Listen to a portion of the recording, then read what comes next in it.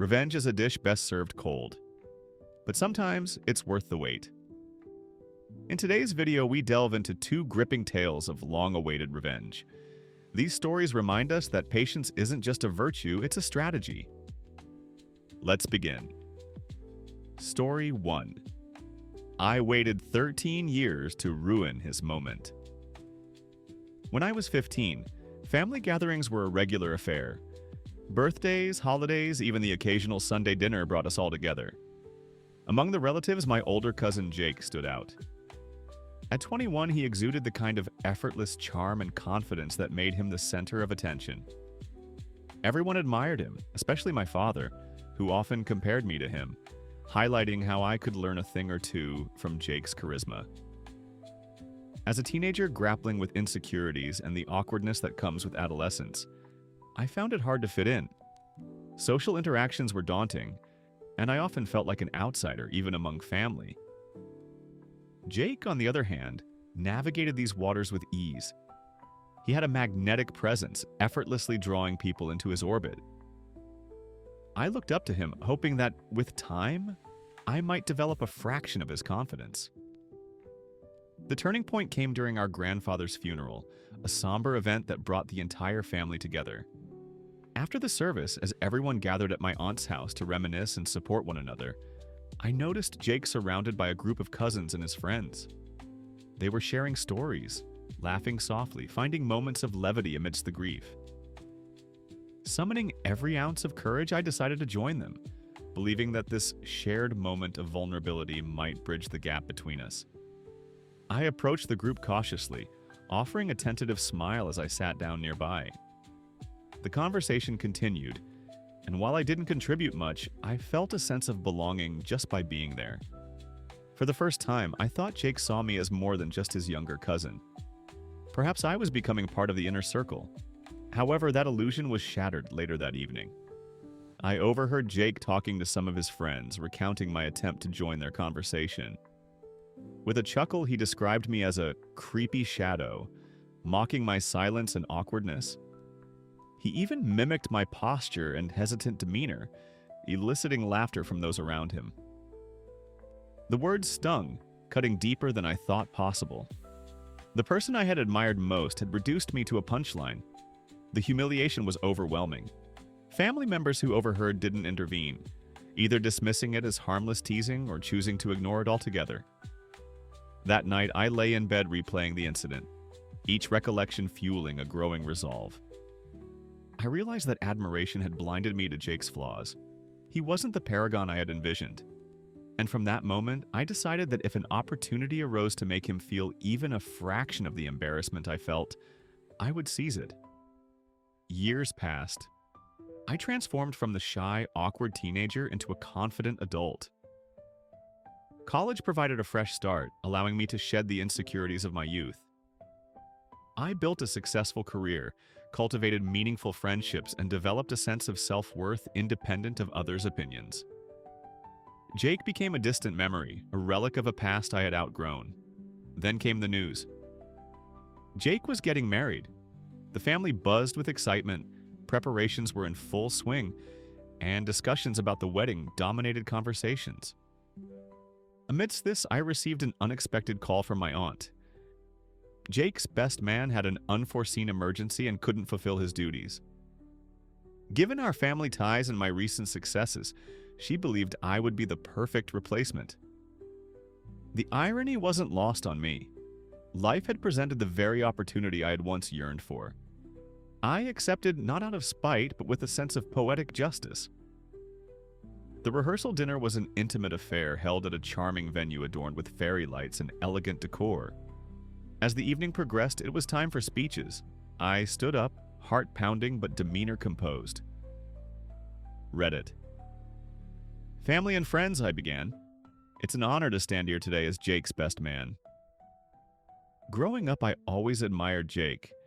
He was the epitome of cool, charming, confident, someone everyone looked up to. I remember wanting nothing more than to be like him, to be acknowledged by him. I glanced around the room, noting the smiles and nods of agreement. Then, taking a steadying breath, I continued. There was a moment years ago that left a lasting impression on me. At our grandfather's funeral, I tried to join Jake and his friends, hoping to find solace in their company during a difficult time. Later, I discovered that my presence had been unwelcome.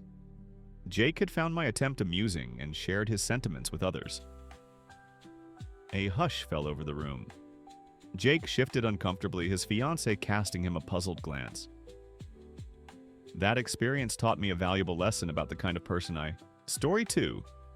My roommate thought he was untouchable, so I made him vanish. During my junior year of college, I found myself in need of a roommate to share the costs of off-campus housing. Enter Brad, a fellow student who seemed laid back and easygoing during our initial meetings.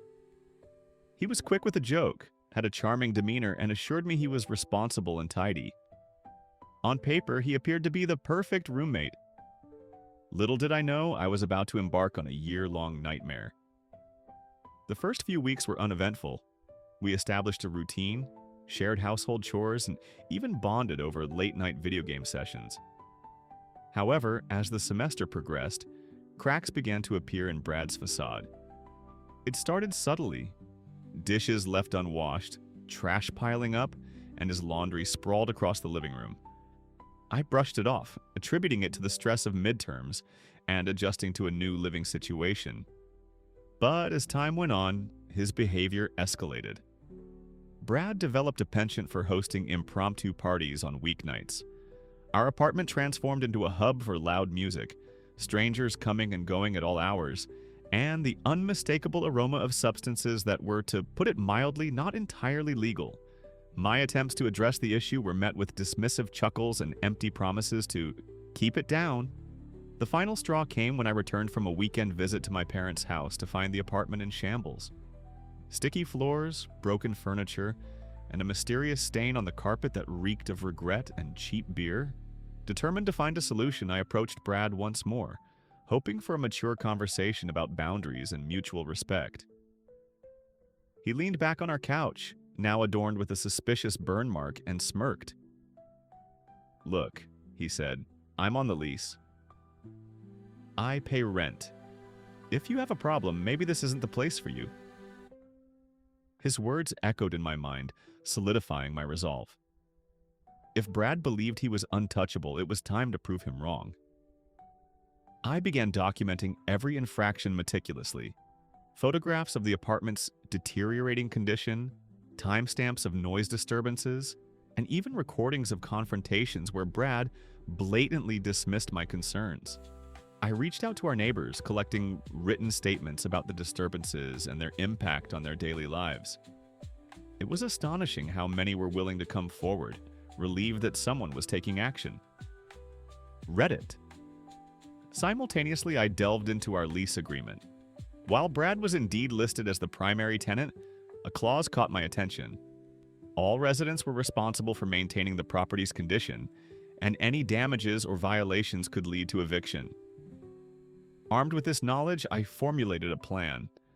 First, I ensured that my name was removed from any shared utilities and services, effectively severing any financial ties that could be used against me.